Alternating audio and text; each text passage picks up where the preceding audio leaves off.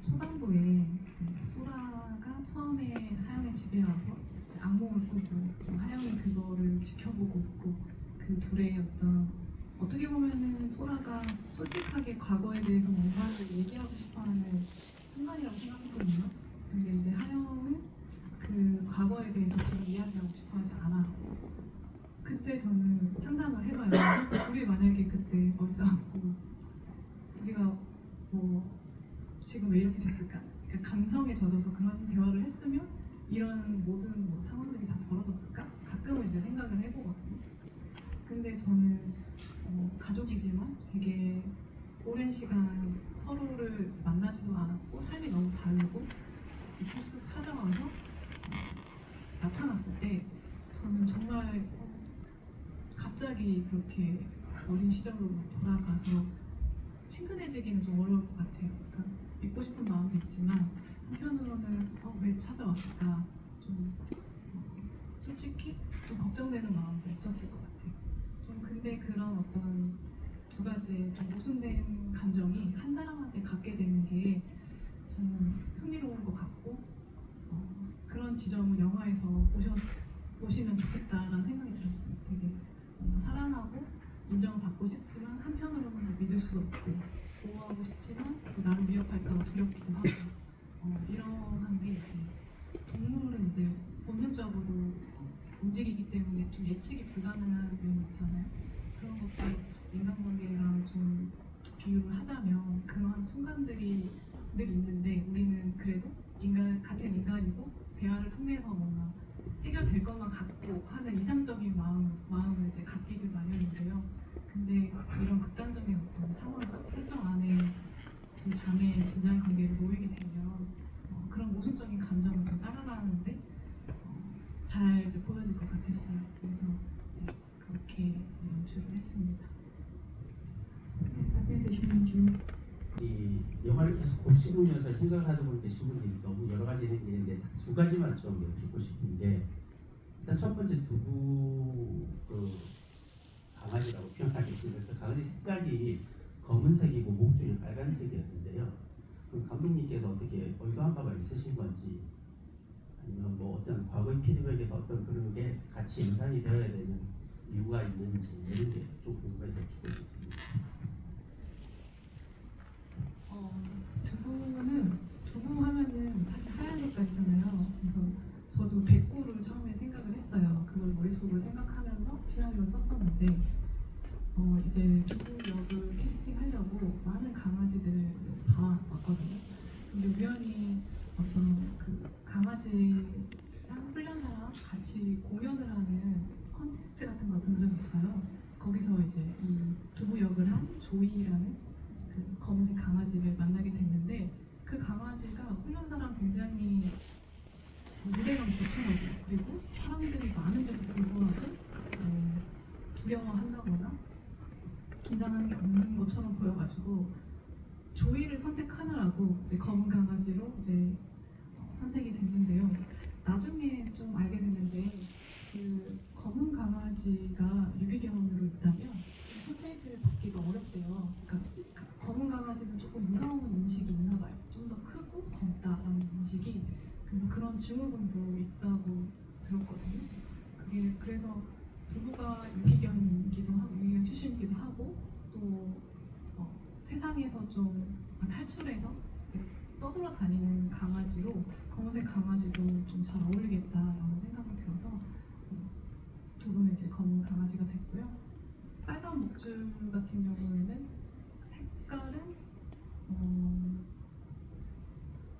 빨강색이 그냥 직관적으로 그 검은 게 딱 이렇게 잠겼을 때 그때의 이미지가 그냥 각인이 됐던 것 같아요. 좀 이 영화에서는 뭐 피한 방울 나오진 않지만 피 색깔의 피한 걸 나오긴 하죠. 피가 조금 나오긴 하지만 유열이가 남자 피가 막 쏟아지는 영화는 아니잖아요. 근데 이제 목줄에서 어떤 그 좀 조여오는 그런 이미지가 빨간색이랑 되게 잘 어울린다는 생각이 들었어요. 네. 또 지금 장면 혹은 이게 가장 재밌는데 이런 장면 있으시다면 꼽아주실 수 있을까요?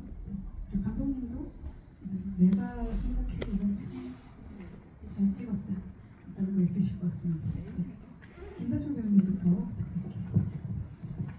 저는 인상 깊은 장면, 제 개인적으로 이제 말씀드리자면 소라가 교도소에서 출소하는 장면이 제일 인상 깊었어요. 이제 드디어 올 곳이 오는구나라는 그런 느낌을 받기 때문에 네. 이 소라만 아니었다면 또 어떻게 바뀔지 모르는 일이었을 텐데라는 생각이 들면서 큰 태풍의 그 핵이 그 폭풍의 핵이 오고 있구나라는 느낌을 받았던 것 같습니다. 약간 한국 영화사의 나물 장면인 것 같아요. 왜냐하면 출소 장면을 저희가 정말 드라마나 영화에서 많이 보잖아요. 남은 사람이 소리 지르는 건 처음 본 것 같아요. 네, 최민희 배우님. 저는 아직도 제가 나온 장면이 제일 재밌거든요. 혼나고 하영한테 혼나고였나? 그 울면서 흘려서 복도를 걸어가는 그 장면이 있어요. 근데 그게 제 첫 촬영, 첫 씬, 첫 테이크였어요.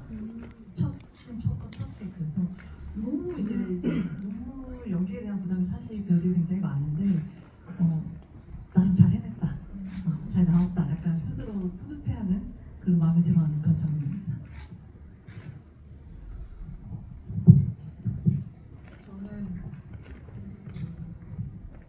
저는 제일 좋아하는 장면이 개인적으로 두 개가 떠오르는데 다 민경이거든요. 민경이가 소라한테 약간 저래 왜 저래 하는 장면이랑 그 다음에 소라 처음에 딱그 일련사에서 만나서 까만 조그만 강아지 만지면서 대화 나누는 씬이 있는데 거기서 또 이제 저를 째려보는 그 장면이 있거든요. 그 째려보는 그게 너무 리얼하고 그게 제일 좋습니다. 저도 소라가 출소하는 장면 되게 좋아하는데 언급을 해주셨으니까 제가 다른 거 또 골라보자면요. 그 소라가 악몽에서 눈을 딱 떴는데 하영이가 앉아있어요. 그거 너무 이상하잖아요.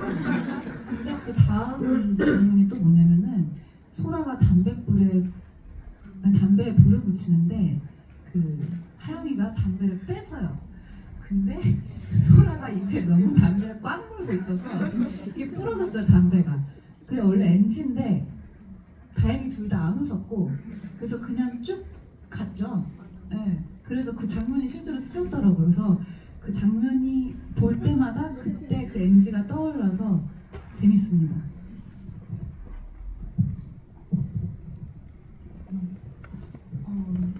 저는 사실 되게 많아서 항상 어려운데 그냥 가장 최근에 그냥 모스크바 영화제 다녔거든요. 근데 거기서의 관객 반응 중에 좀 재밌었던 장면으로 저도 기분이 좋아가지고 꼽자면 승윤 배우가 말한 그 소라가 악몽 깨고 개성을 지르고 이제 하영이 그거를 쳐다보고 있는 장면, 이렇게 불을 딱 켰는데 그때 이제 관객들이 많이 웃으시더라고요. 근데 사실 내심 의도했거든요. 저는 약간 이런 좀 비틀어진 코미디도 영화 안에 있다. 그래서 물론 진지한 부분도 많지만 그런 지점에서 조금 피식할 수 있는 부분들을 내심 바랬는데 그때 웃어주셔가지고 기분이 되게 좋았거든요.